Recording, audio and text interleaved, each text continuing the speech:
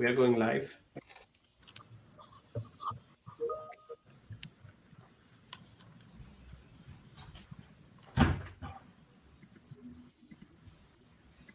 Hello, everyone. Welcome back.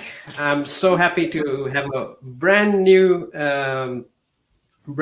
panel in front of us, and this panel will be moderated by Natraj Dasgupta.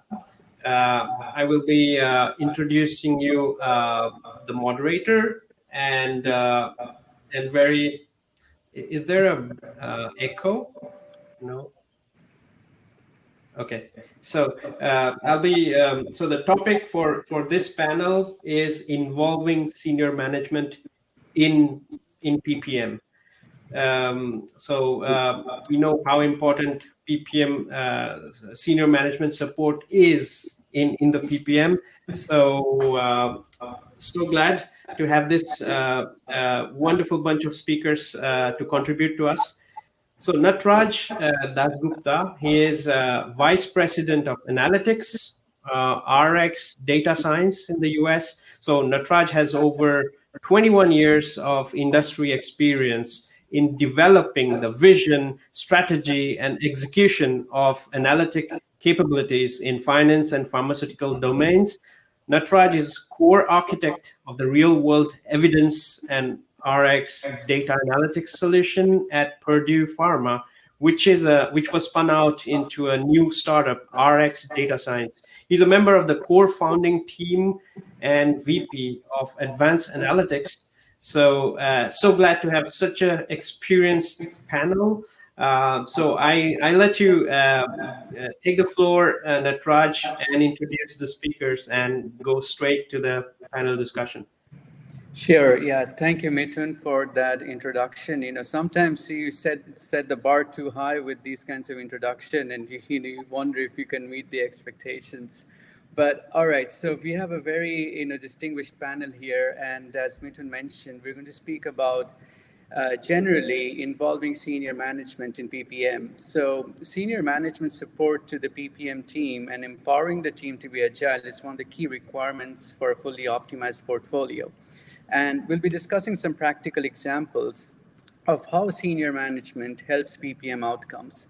So first, I would like to introduce the speakers, the participants, and I would also let you introduce yourselves. So first, we have Susan Sobolov. Susan is the Chief Operating Officer at Caelum Biosciences, leading chemistry and manufacturing controls and all non-clinical aspects, along with project and alliance management for Caelum Biosciences. So welcome, Susan. Next, we have Jennifer Christensen. Jennifer is the Vice President at AbbVie, responsible for strategic initiatives.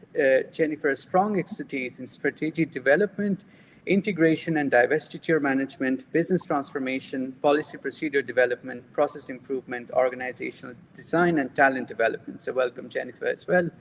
And finally, we have Corky Laval. Corky is the head of immuno-oncology program management at BeiGene, USA. He is a professional drug development leader with a broad range of experiences and portfolio management across many therapeutic areas in both biotech and pharmaceuticals. So first, I would like to get your overall thoughts about PPM, and I'll start with you, Susan, followed by Jennifer and Cortland, please. Sure. Curious if you could be a little more specific, because my general comments on PPM are senior management involvement.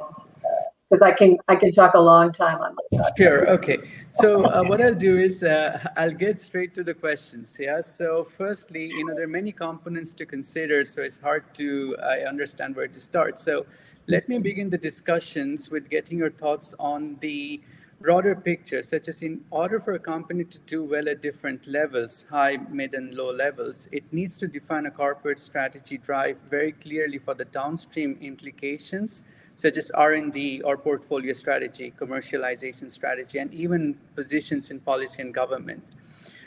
Could each of you share some experiences and stories as to how strategy was or was not linked to PPM, and if it was good or bad, and why? So, Susan, if that's specific enough to start. That's a little more specific because I think all of us with our years of experience have a lot of opinions here.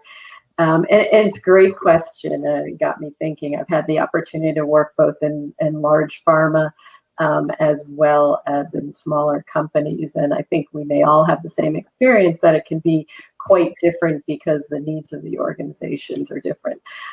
I'll share a story of when I was leading the PMO for Novartis Institute of Biomedical Research. We had 8 therapeutic areas as well as an overall governance decision board, and then the corporate strategy. I will say there, it was very important to have the defined strategy for the therapeutic areas for the research organization overall. And there was a lot of work done to make sure that we had a scientific focus. The strategy at the time was actually using molecular pathways and proof of concepts across the molecules. And part of the innovation that came was a little bit having it disconnected from the overall corporate strategy. And when I say that, I truly mean sort of revenue growth. I think in large pharma, revenue growth is the highest level of the corporate strategy. And so to get the best portfolio and I think progress on the best projects, we sort of very much focused on that molecular pathways and the proof of concept. And, was it connected and all the time? I think it was we tried to really evolve it over time to stay connected. For me, what was key that we put in place was creating project strategies that were aligned with where the project sat in the portfolio. And it's fairly common things, was it brand new?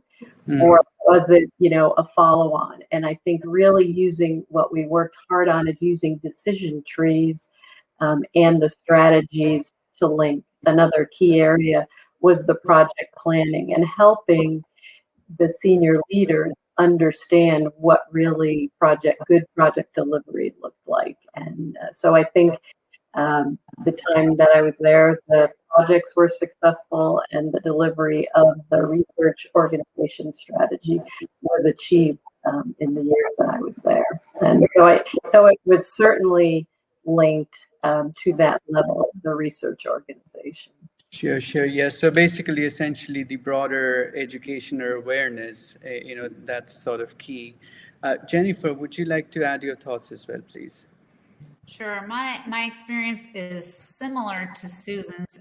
So what I'll try to do is augment some of the pieces that she gave you with saying one of the things that I like to do, especially coming in new to an organization, is really understanding what those key drivers are for the organization and what the key stakeholders are interested in. Because especially in large companies, and I, different from Susan, I've always worked for big companies. So number of companies, but a lot of similar challenges. And having a number of different business units or therapy areas means there's always competing priorities, right? And so communication, can't really say enough, right? So I tried to always start every project with, what's the vision for this project? How does it align with the overall corporate vision? And then take stakehold on what those interdependencies are. Because as you look at different therapy areas, different functional teams, if you've got a core team of functional representatives, likely you've got the best and the brightest, and so their time is being pulled in a number of different ways. So in order to make sure that the particular project you are working on is going to run smoothly, we need to understand the time commitments that are required from all the people and the interdependencies between these different projects and the time commitments.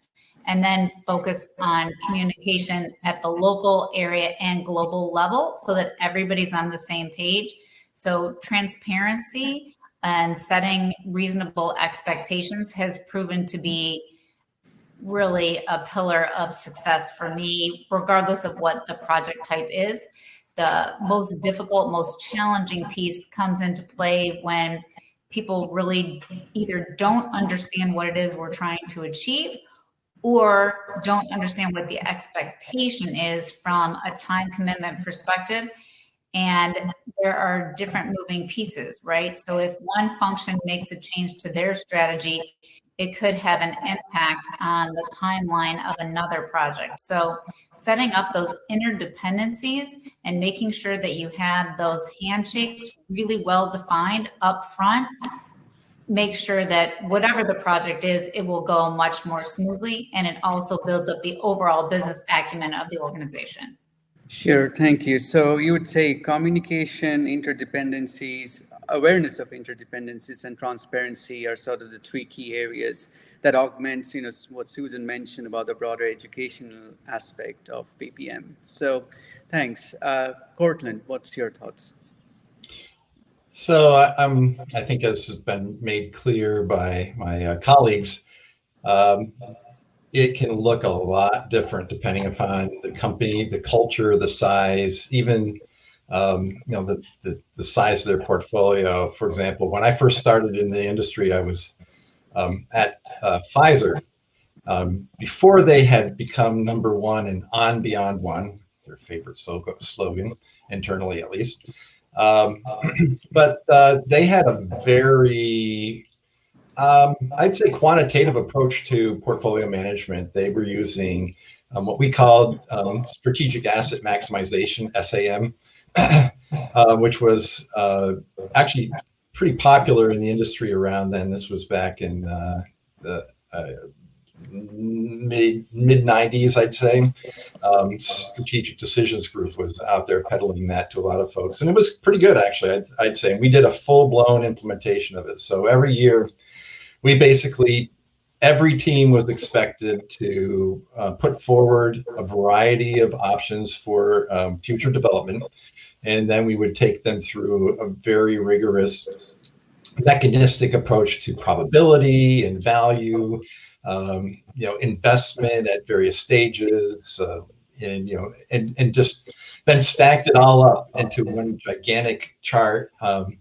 We usually had a dignity line, which was, if it didn't have a potential $1 billion outcome, then, it was sort of automatically shuffled to the side. And senior management, mid-senior management was fairly involved in this, but the most senior management basically waited till that process went through, and then they had a big presentation, and they sat and they made decisions, and things got added and things got deferred. Counter that to many years later, I joined Onyx, and at Onyx we had basically just restructured the company to be something quite different than what it had been before. And our portfolio was going to be based entirely on in-licensing compounds. We didn't have a research or discovery group. We had a development group and a commercial organization. And so part of my job was to create a portfolio management process for them. But the fact was that the process was driven very much by the senior management. They were there. They weren't necessarily looking for very deep metrics. They were going for opportunities. There was a lot of evaluation as new assets were being brought forward by the business development group. And that basically served as the portfolio management process. If it got through BD, then it basically went to the CEO and he said yay or nay, and it became part of the portfolio. So very, very different process. I'd say the Pfizer process worked pretty well. The Onyx process, I would say we were okay, but if it weren't for one fairly transformative acquisition that we made, Onyx wouldn't have had the success that it had. That's just my own personal opinion. So, I could keep going on, but, I think that's probably gives you a sense of, it's going to be different depending upon the company, the culture, the size, the therapeutic areas, what have you.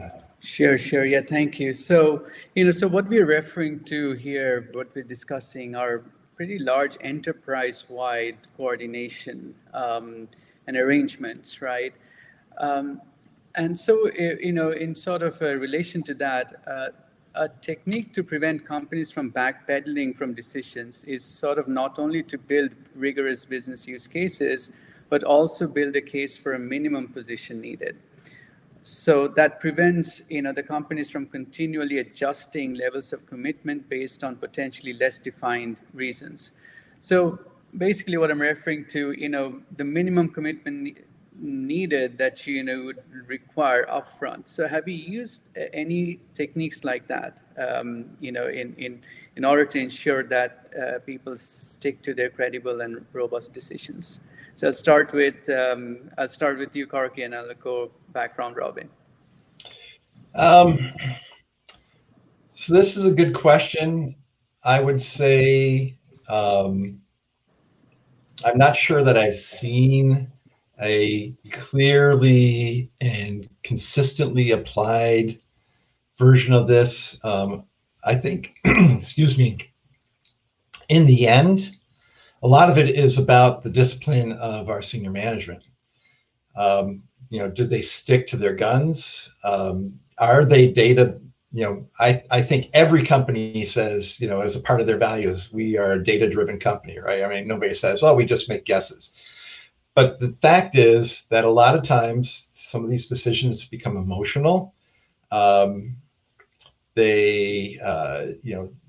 lot is dependent upon where we are in our financing. Do we have a lot of runway, or are we, a small company and we're counting our pennies to see, when do we have to do the next fundraising? And that can put a different kind of pressure on senior management. Now, it might actually be fully justified to rethink your portfolio. And in fact, I think that makes a lot of sense. You can't just make a decision and then assume that nothing else is going to change. And, that was a great decision and it'll stay great. But I haven't seen, I can't say that I've seen any, a minimum commitment policy put into place, at least not that has been discernible from where I've sat, whether, at the top of the PPM group or, wherever, at the bottom as a PM. Sure. Yeah, thank you. So essentially there are different dynamics, based on the size of the company. And I guess, working in these different dynamics helps to get a broader sense of how it differs from company to company. Jennifer, do you have any thoughts on the same topic, like any minimum upfront commitment or anything else related to that? So what I try to do for every project, in addition to setting the boundaries and expectations and guidelines, is I set up a change council, depending on how large or small the project is, depending on what the core needs of the project are. I'll determine at that point who should be involved in this change council. Typically, it involves legal, HR, finance, and somebody from operations. Sometimes it's beyond that. It depends on the scope of what the project is, but whoever the core stakeholders are at the highest level in the company or their direct delegate for the project, depending on, how impactful the project may or may not be, and put this change council in place. I also have a very simple template that I try to use where if a change is once we lock the strategy, everybody agrees and signs off on the strategy and the approach. If we're going to implement a change, that's okay as long as everybody agrees. So I have a simple template that when we implement or a change is requested, because you get lots and lots of change requests, a lot of them are easy to shut down, some involve a lot more conversation, but to try to look at the impact of the change related to people, processes, and technology. So, and of course, patients and our customers, depending on what kind of industry you're in, because I've worked in both tech and in healthcare. So by stating up front what your goal is and putting change thresholds in place. So in some cases, I've set up a tiered change council, right? If the change is going to cost X number of dollars, higher or lower. So I'll just use round numbers. If it's a $500,000 change, then it can be approved by level 1. If it's over $500,000, it needs to go to the steering committee. So that way you're not taking every little, well, I shouldn't say little with $500,000. It just depends on the industry and the size of the project, but you set the threshold, whatever is appropriate for the project, to say there's a tiered approach. The regular governing team with the functional leaders who are actually executing can approve a change if the impact is X amount or lower. If the impact is X amount or greater, it needs to be elevated to the steering committee for review and approval. That way you don't get into a situation where, well, emotions can always take over, but you try to minimize emotions taking over and try to focus this decision on the logic to say, how does this impact patients? How does it impact customers? How does it impact our bottom line?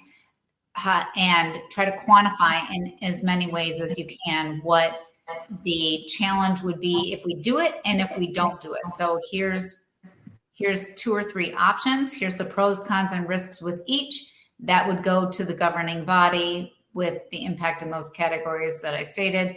And then you have a decision that everybody agrees with and can live by, or you have an escalation mechanism if there's trouble making that decision. Sure, thank you. So essentially, you have built a project or process around PPM itself. So it's sort of at a higher level, which sort of sets some guidelines as to how PPM should be executed. So very interesting. Susan, do you have any thoughts?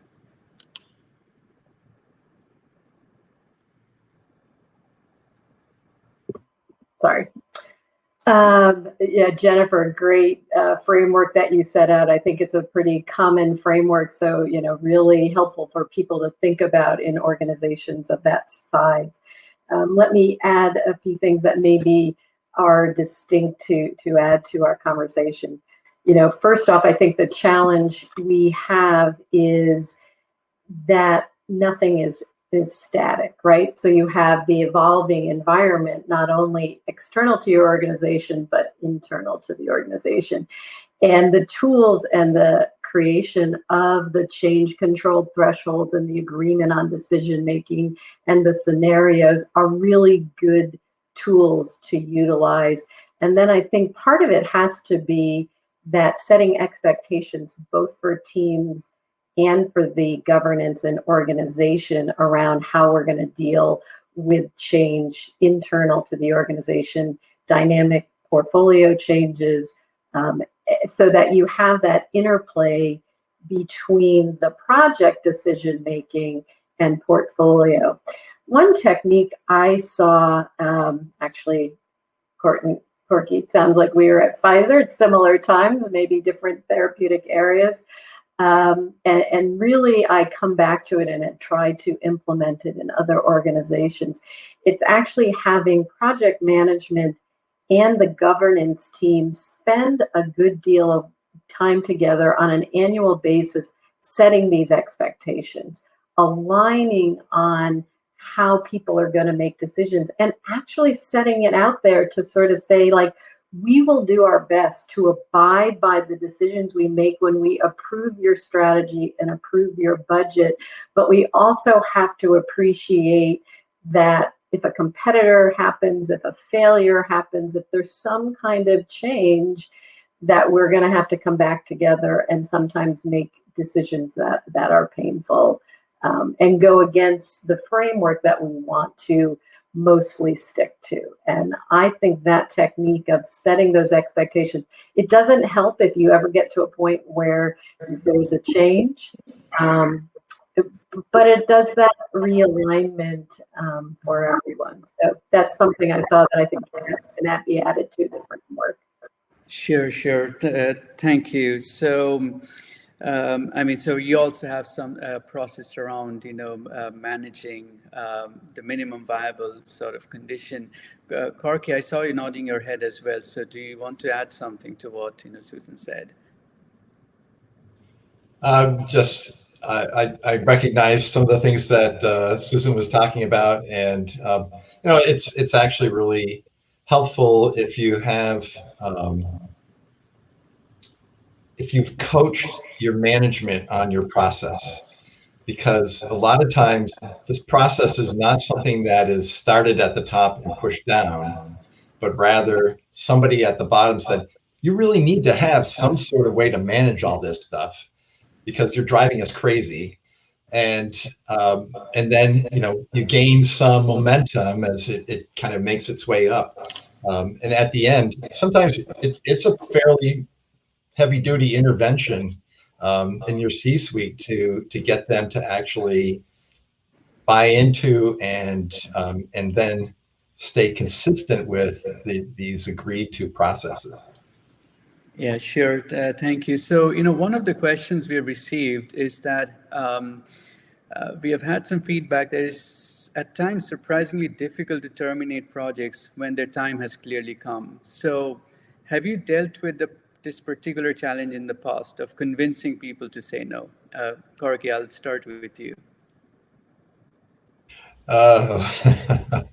Haven't we all? Yeah, we used to call these, and it depends upon the company, but I will say when I was at Genentech, we used to call them the Walking Dead projects. You just couldn't kill them. And it was because somebody well connected with the CEO had a pet therapeutic area, or I should say a mechanism that they were pushing, and they, you know, the results kept coming back as, no, that's not working. And then it'd be like, but there's a signal here, let's try this. And you just could never get that project killed, and it just wastes, you know, a lot of time and effort, and, you know, drives people nuts. But yeah, I mean, I could keep going on, but I'll stop. Let my colleagues add in here. No worries. And Jennifer, did you want to add something to that? Yes, similar to what Cortland was saying. When I was at Shire, our CEO was an ophthalmologist by training. And so he was very emotionally vested in our eye care business, which did not fit in with the rest of our rare disease portfolio in any way, shape, or form. But he was extremely passionate about it. And so he was always pushing for innovations in this area and big bang, big visibility.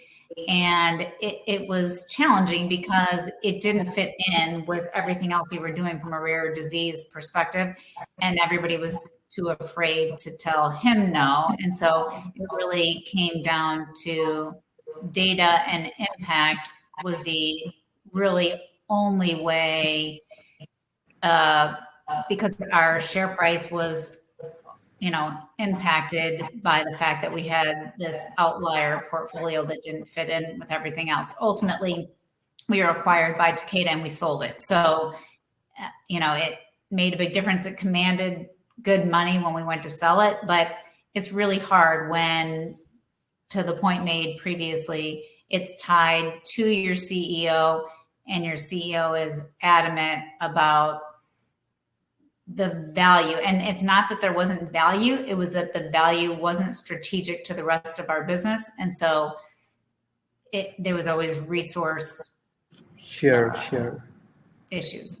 Yeah, it's something I guess, you know, we all deal with, and, you know, requires a combination of both, you know, diplomacy and taking stock of various things into account, you know. So we are almost at time, so I'll just give, you know, we have a couple of minutes, so I'd like to get some, you know, ending thoughts. Susan, followed by Courtney and Jennifer, please. So Susan, if you could.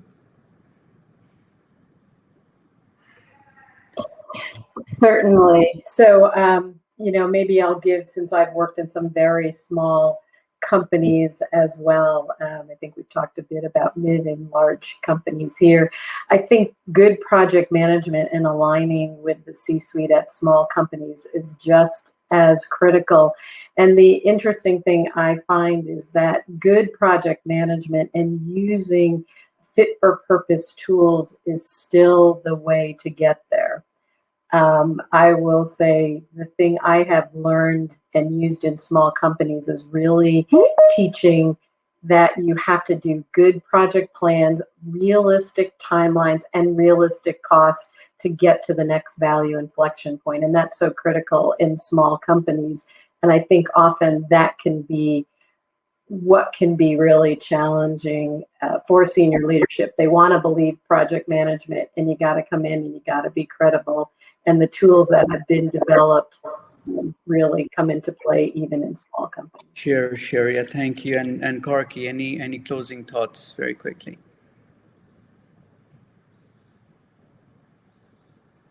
You're on mute. Yeah, okay. All right, there we go. Yeah. It wasn't responding. No. Yes, I think the bottom line is, know your company, know your management, know your portfolio. You should know portfolio management. I would just say that if you're going to go in and influence it, you ought to have the basis for, what will work and what you need to be able to make good portfolio decisions. But then you have to scope it to the appetite of your senior management, the culture of your organization. There was a question in the chat about cultural ways. You got to know the culture of your organization. Are they going to put up with a highly quantitative approach to portfolio management? Or do you need to give them sort of the bare bones and then appeal to their to their desires, and their vision? You need to understand their vision. Sure. That's the only way you're going to be able to effectively implement portfolio management at any company. Yes, I think very similar to Susan's. And Jennifer, a final word from you. So I'll keep it brief. What I would say is set up a process, but don't lose sight of what you're trying to accomplish. Process for the sake of process gets nobody anywhere. So to the point that both of my colleagues made, really focus on what is it that you're trying to accomplish and use your process and tools to accomplish that, and know when you need to deviate. Very nice. So thank you, everyone. This was great, getting all your learned thoughts from your experience and the things we heard today in the Change Council, transparency, broader education, the quantitative process at Pfizer, and so on. So it's been a very insightful discussion. So thank you, Susan, Cortland, and Jennifer, for attending this and for a great discussion. Thank you. Thank you. My pleasure. Thank you, Natraj. And thank you, Susan, Jennifer, and Corky for the wonderful discussion. So we'll go quickly backstage, and we'll be live in a minute with the next speaker. Thank you.